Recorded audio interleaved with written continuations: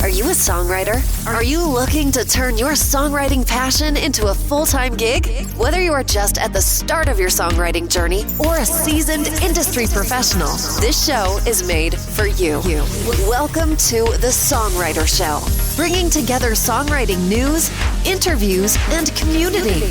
Now, welcome your host, Sarantos. Thank you for tuning in and welcome back to the Songwriter Show right here on Reality Radio 101. I'm your host, Sarantos. I'm a solo music artist who's been writing lyrics for as long as I can remember. Words mean the world to me, and that's why I love hosting this show for you every single Tuesday evening. I believe that every song is a story.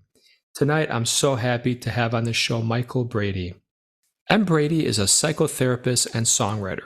A few years ago, he came to realize that the work he witnessed in his office every week was more compelling and inspirational than anything else he might write songs about. He decided to make his debut album a concept album about what he knew best, therapy, written from the first-person perspective of his clients. The songs are, of course, not about real clients, but rather about universal themes that are worked on in the therapy process. And now, welcome this week's special guest. Welcome to the show, Michael. How are you? Hi, Sarantos. Thanks for having me. You're welcome. Thanks for doing this, man. So you got kind of a cool story. Tell us a little bit about the therapy angle. What got you going down that as a career choice? Well, that's a great question. In my previous life, if you will, I was a professional tennis player. And one of the things I learned very quickly is that the mental game was every bit as important as the physical game and often sort of made the difference between how well you realized your potential. And so it just got me fascinated, all things having to do with the inner game and just actualizing one's potential. And that sort of led me into therapy as a career, and something that I'm really inspired by and sort of honored to be able to do. It's very cool. So tell us about, on the musical side, what is your main instrument? Is it your voice? Do you play an instrument? Tell us about that. Yeah, sure. I play the guitar as my main instrument. I certainly fool around on the keyboards, mostly to create color instrumentation using Logic Pro and other resources. Although I do really consider my voice in some ways sort of my main instrument, just because I sort of feel like it's where I really feel the music and express the music. Yeah, you have a great voice, man. It's very soothing. So I feel like we're on a therapy session right now. So tell us about the first tune you ever learned to play as a child. Oh, wow. Well, it's going to be something simple. You can be sure of that. I'm guessing it was as a child. Boy, that's going way back. I really didn't play a lot of music as a child. I'm a classic late bloomer. I didn't really have my first guitar till I was 18, and honestly, I just sort of fiddled around with it until I got into my 30s, as most of my time was taken up with tennis. But so I guess if I was going to say my first song, it would have been probably a simple Neil Young song. That would be, and maybe a Cat Stevens song. I think that's kind of where I started. Okay, tell us about your writing process. How often do you write? What inspires you? Yeah. Well, I think there's sort of a before and after to that question. Before I started deciding to write songs about my experience as a therapist, I wrote sort of personal songs, confessional songs, the kind of typical stuff you hear, and that process was much more laborious and sort of more difficult until I sort of decided to do something different. But in terms of getting back to your first question, I write when the spirit grabs me. I will try to sit down and have writing sessions, but oftentimes sort of a mood sort of grabs me, and I just write from the feeling that I'm experiencing in the moment. And when I'm blocked, it's not uncommon for me to sort of keep a notepad next to me in bed when I'm reading, and often if I'm reading literature and I see a line that sort of strikes a chord in me, I'll try to riff off of that line in some way, and then see what happens from there. So that's another way I sort of find my way in. It's funny, I hear other people talk about writer's block, and I, like you, used to write things down, have all these notebooks that I transferred them over to my iPhone and the notes feature. And it's kind of funny. It's one of those things that anytime I hear something or read something, I'll be like, oh, that's really cool. I got to write that down. Right. And if I'm ever kind of looking for a certain word or not really blocked, it's like I just look there and it's amazing the inspiration you can find. Yeah, for sure. Tell us about this song that we're going to hear in a little bit. What inspired it? Well, whenever somebody asks me about a song and wanting an explanation, I'm always a little ambivalent, only because one part of me wants to share it and share the inspiration and how it developed, because it's a fascinating process, right? There's another part of me, though, that as a listener that knows what it's like to listen to a song and experience it through my own lens, and create the meaning that sort of matches my personal experience and my psychology, if you will. And so a lot of times, songs take on a lot more meaning when you're experiencing them through your own set of personal circumstances. So sometimes I'm hesitant to sort of say, hey, the song's about this. In some ways, I feel like I maybe limit the possibility of someone having their own kind of relationship to the song. But given that this is a songwriter show, A, and B, this song is a little bit different, perhaps, than the average song. Maybe it's worth a little dive into. So this is a song about someone who's struggling and really trying to create a little more peace and well-being in their life. And they decide to get engaged in a couple of different spiritual practices. And that's helpful, and they learn some things. But as Bono said from U2, they still hadn't found what they were looking for. Yeah. And so the protagonist says, you know what, I kind of need to do a deep dive into my own life. And so begins sort of an inquiry into kind of maybe what happened in their personal history. And, kind of comes to sort of discover some things that maybe they didn't realize before. It had a bigger effect on their personality than they realized. And so this is sort of a song about someone sort of getting in touch with that part of their personality that maybe got hurt or wounded in some way, and trying to help it kind of come out of the shadows. What would you say? Did you pick an artist that you think it most sounds like or represents? Any inspiration to it? Oh, wow. Gosh, I'm certainly a big fan of the band The National, and some folks actually have heard my music and sort of thought maybe I had some similar sound to them. That's an exaggeration. I could never compare with that band, but certainly The National, Bon Iver. I was deeply influenced by a Canadian songwriter by the name of Bruce Cockburn, who's very famous in Canada, has won a bunch of Juno Awards there. He's really a kind of a national hero in that country, and not as well known in the States, but he's writes really deeply emotional, kind of moving, sentimental songs along a bunch of different topic areas. So I think I was very much influenced by him. And, if I'm telling the truth, I grew up in church every Saturday watching my mom sing. She's a liturgical singer. But really, in truth, she's sort of a torch song singer in disguise. So I grew up watching my mom sing these really sort of translate hymns into these really deeply emotional songs. And I think that sort of just sunk into my, emotional singing DNA, if you will. And so I think a lot of times what I'm accessing emotionally is influenced by witnessing her. And then, of course, other great performers that are, I'm really drawn to emotional music and honest music, interested in character studies. And so, yeah, those are some of my influences for sure. Yeah, I'll tell you what, let's take a listen, everybody, and then we'll come back and talk about something building off what you just said, okay? You got it. All right, everybody, check this out. Here we go. I prayed in Rome, I sat in Nepal, tried to dissolve, become nothing at all, learned how to fade, I learned how to fall.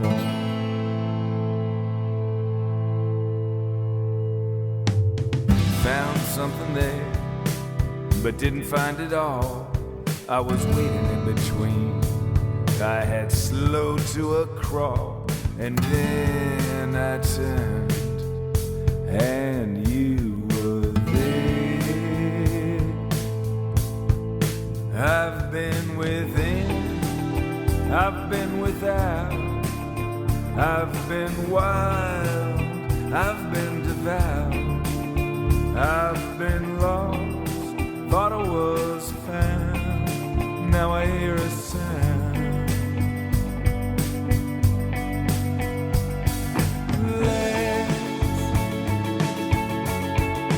Let's go slow and let it rise and let it go and let it rise.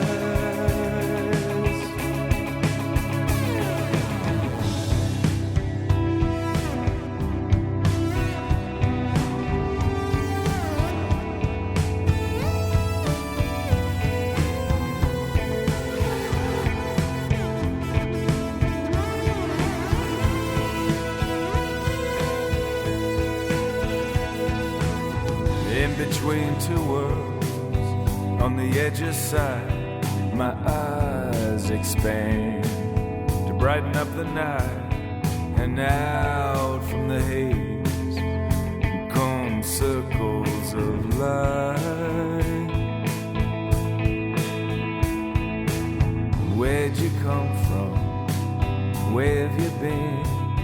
I've been waiting here, waiting to begin. Tell me everything, then tell me again.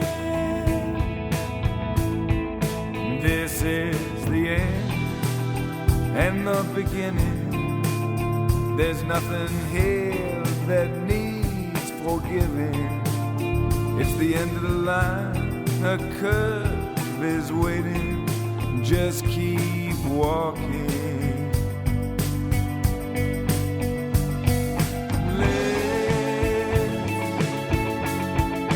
Let's go slow and let it rise and let it go and let it rise.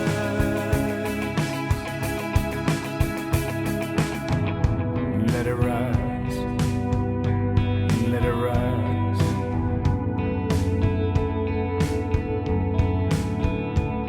Let it rise and let it go. Let it go. Nothing else to do. Now it's time for me and you. Let it go. And let it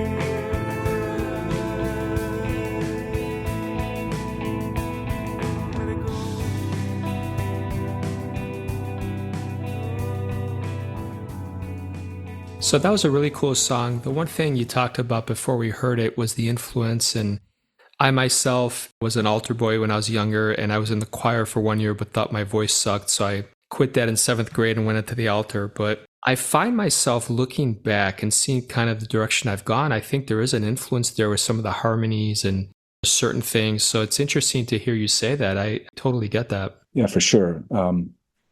What's been interesting is, as a songwriter yourself, just how songwriting got a lot easier for me when I decided to write songs, sort of inhabiting the voice of, not my clients, because these are fictional stories, but sort of moving into character like an actor might, and trying to imagine how someone might experience a dilemma, a decision they got to make, some difficult thing they're going through, and it was just sort of amazing how much easier songwriting got when I sort of entered character, so to speak. And so that's been kind of, one of the neat things about this process is just learning different ways of sort of entering the songwriter's experience. And I'm sort of a relative newcomer to actually making the music sort of happen with a full orchestral background, if you will. So it's been a really fascinating learning curve to just be part of that. I've heard you describe in other podcasts of yours your creative process, and it's really been cool to hear your transformation over the years. And I sort of feel like I'm just beginning, I should say. Yeah, the coolest quote I ever heard in my life was it took him 10 years to become an overnight sensation. So I say that a lot because, I'm light years away from where I was a year ago, let alone 11 years ago when I officially started. And I could say I've been writing lyrics since fourth grade, but the truth is they sucked. I mean, I thought they were great, right? But maybe they're a little bit more like poems. And then you just got to keep going. I think lessons are important. Jai Josephs, who's been my songwriter coach for, 7-8 years, has taught me things I didn't even know existed. And I was very hard on myself. And he kept saying, look, you didn't study this. Like, how do you think you're going to know it? People think it's just this innate talent, but I think you can do anything, but you got to work hard at it, man. Yeah, yeah. We got to rewire our brains. That's the bottom line. Yeah, exactly. Yeah, for sure. No question. So tell us a little bit about how do you handle being nervous before a performance or competition or anything like that? Well, I'll have to admit to you, Sorantis, that I haven't managed it very well. I'm not a touring musician at this point. I sort of aspire to that, to sort of get there at some point. Maybe not a touring person, but just kind of playing live, I think would be amazing. But I'll be honest, my few experiences playing live have been unmitigated disasters, honestly. Because it's interesting, I've played tennis in front of thousands of people, but you put me in front of an audience in something like as vulnerable as singing, and my anxiety system just sort of took over, and my vocal cords squeezed up, and I sort of went from having this sort of baritone to sounding frankly like Mickey Mouse. And it was pretty terrifying. It's interesting because I really didn't get nervous playing on a tennis stage. But so, actually, one of the reasons I actually created this record, and I'm even talking to you now, was just because I sort of made a commitment to myself that I really wanted to overcome sort of this fear of vulnerability, this fear of being exposed and sharing really intimate music. And it sort of became a quest for me, honestly, and became a transformational experience. I saw myself encouraging my clients to be vulnerable, take risks, and then I just sort of looked in the mirror and said, I'm actually not taking on some of the skeletons in my own musical closet. I sort of afraid to sort of put myself out there. So I decided the first step of sort of overcoming that fear would just be like writing these songs, that are, very intimate portraits, and really kind of claiming them as my own, and not only just sharing them, but just sort of making a record, which is incredibly a transformative experience. Just committing to that kind of level of vulnerability was really transformational. And one of the reasons I'm really even sitting with you here today, Sorantis, is because I sort of want to other people to sort of know that if they're sort of holding back, maybe avoiding expressing themselves, and they have some anxiety, performance anxiety, they have maybe what's called imposter syndrome in psychology, where they don't think of themselves as being as skilled as they are. I sort of want to be the voice of sort of encouraging people to sort of take on those fears. And I actually, wrote an essay about this that was published in a journal recently, and you can find that on my website if you're interested. But it's sort of an essay documenting my experience of sort of taking this on and making this record, and what I kind of learned personally in the process. And I don't sort of relish talking talking to somebody online like I am, but I'm doing it because of my commitment to sort of full-on vulnerability. I could have sort of made this record and just posted it on Spotify and had 10 of my friends listen, and that would have been that. But I sort of decided, if I'm really going to be vulnerable and commit to that, I need to market it and put myself out there. And so, that's one of the reasons we're talking right now. I think that's great advice, man. I will tell you that it's just a process, and you're going to get more and more confident. I remember very vividly, God, when was it? Maybe back in 2014, 15, I went to a Taxi Music Conference, and the player didn't work. So they're like, oh, we'll just get up and sing. And this girl just got up and sang her song. And I was like, holy crap, I could never get up in front of a room full of music executives and just sing. And fast forward 8-9 years later, I could now. And it's just part of it where you just have to keep practicing. And as you get more confident in your voice, it'll come.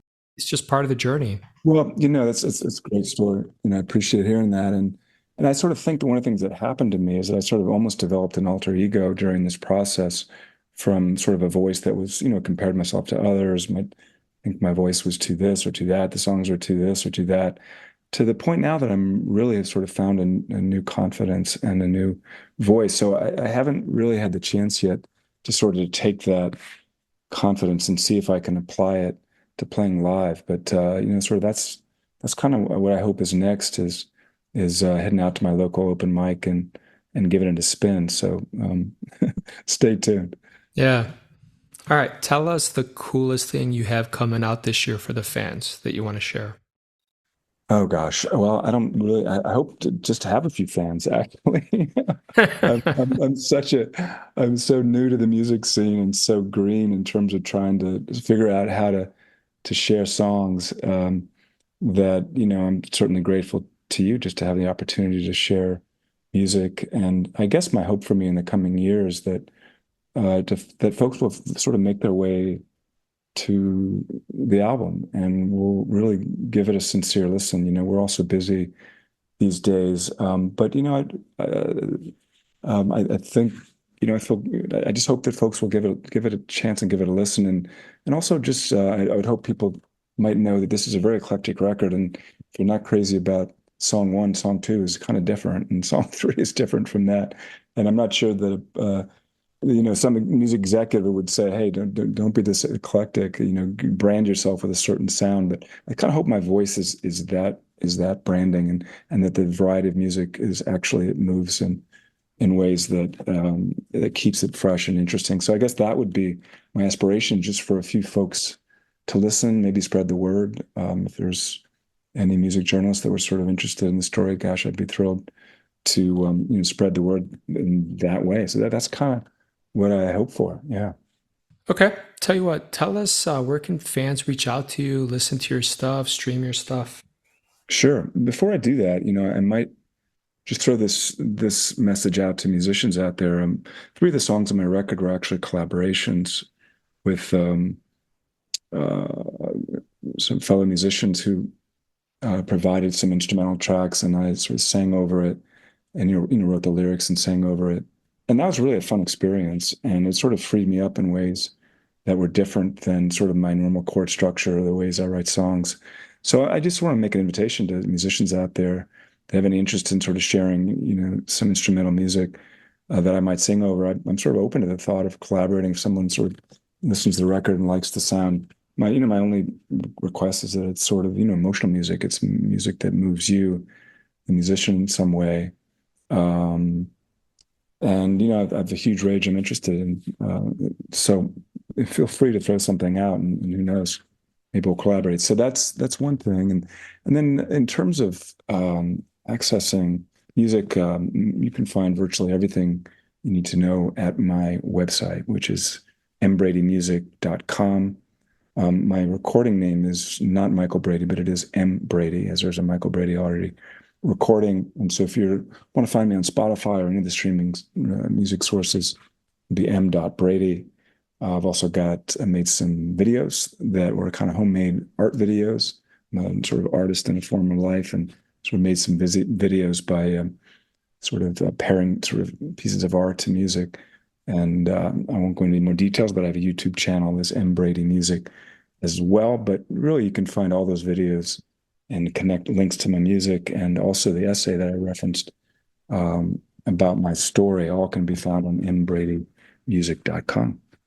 That's awesome, man. I want to thank you so much for spending a little bit of time with us. And I think your story is going to resonate with the fans. And I wouldn't get too caught up in how perfect your songs are and your lyrics. I think if the message is there and you keep working hard at it, I think you'll get to where you want to be, but it might take you 10 years.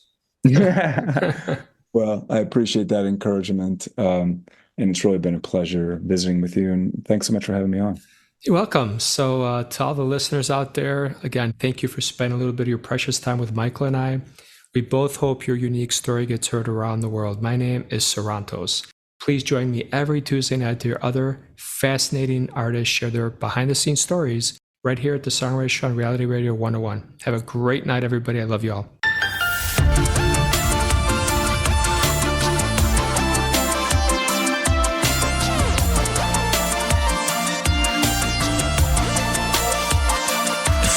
I tried to be normal, but I was too difficult to ignore. Everybody got dirty hands from water. There's only one season to live for.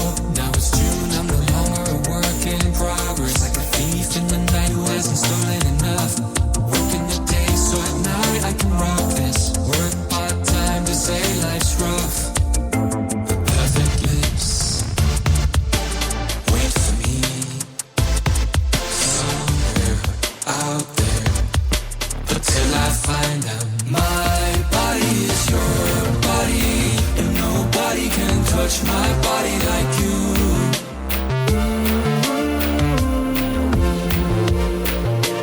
Your body is my body, and nobody can touch your body like me. So let's summer the night away. Let's summer.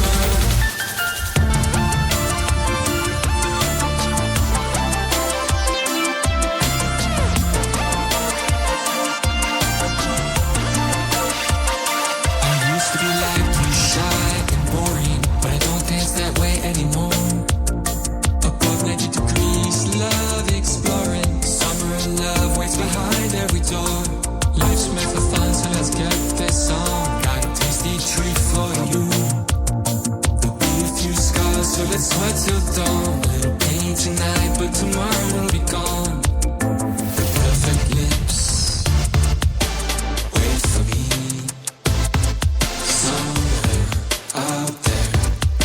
But till I find them, my body is your body, and nobody can touch my body like you.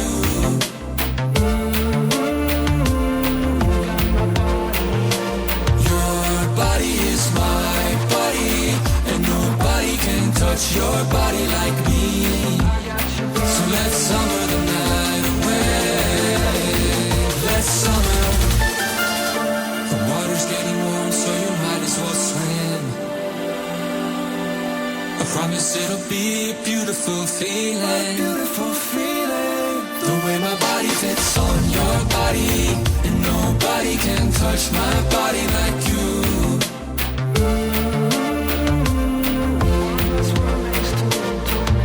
Your body, it needs my body, and nobody can touch your body like me. So let's summer the night away. Yeah, let's summer.